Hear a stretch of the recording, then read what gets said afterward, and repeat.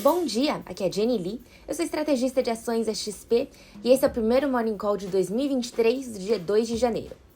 De destaques internacionais dessa semana, a gente tem a publicação da ata da última reunião do Federal Reserve, que aconteceu em dezembro, e também teremos a divulgação do relatório de emprego americano nesta sexta-feira.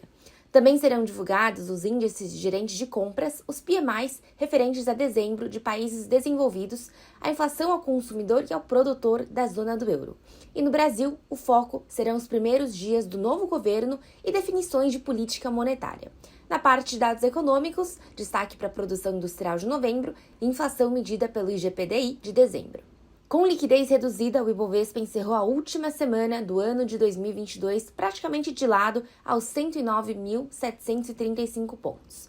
Apesar da queda de 2,5% em dezembro, o principal índice da Bolsa Brasileira terminou o ano em território positivo com ganhos de 4,7%. Em dólares, o índice terminou o ano com uma forte alta de 10%, bem acima dos mercados globais, que caíram 20%. Na semana, o principal destaque entre as ações foi a BRF, que subiu mais de 10% depois de fechar o acordo de leniência com a Operação Carne Fraca. E já no ano, as ações com maiores retornos foram Cielo, PetroRio e BB Seguridade, enquanto os piores foram IRB, Americanas e CVC.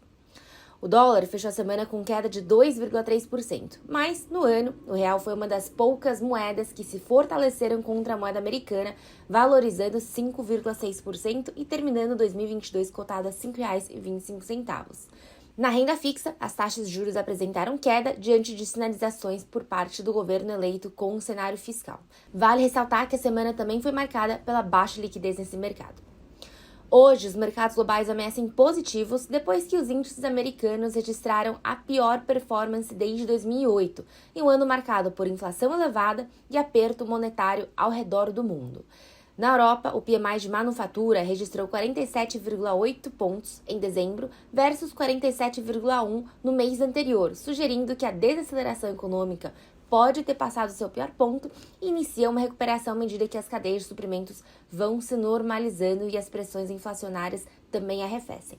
Nessa segunda-feira, lembrando que as principais bolsas nos Estados Unidos, Europa e China vão estar fechadas por conta do feriado de Ano Novo. E a diretora-gerente do FMI afirmou em entrevista no final de semana que 1/3 da economia global deve ser atingido pela recessão esse ano. A queda da economia é consequência da política monetária mais apertada, da guerra da Ucrânia e dos efeitos da Covid no caso da China.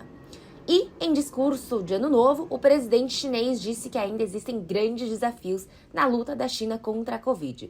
O governo tomou medidas recentes para aliviar sua política de tolerância zero contra o vírus e afetou severamente o crescimento econômico em 2022. No entanto, os casos de Covid estão aumentando e os hospitais estão cheios. No Brasil, Lula tomou posse do seu terceiro mandato como presidente. Em discurso, Lula reforçou as diretrizes econômicas anunciadas durante a campanha eleitoral, como a remoção do teto constitucional de gastos, o aumento do investimento público e o papel fundamental das empresas públicas no fomento do desenvolvimento econômico. O novo governo anunciou também medida provisória que mantém a desoneração dos impostos federais sobre os combustíveis por mais 2 meses, que representa uma renúncia de receitas de 53 bilhões por um ano. Por hoje é só, espero uma boa semana para todo mundo e muito obrigada!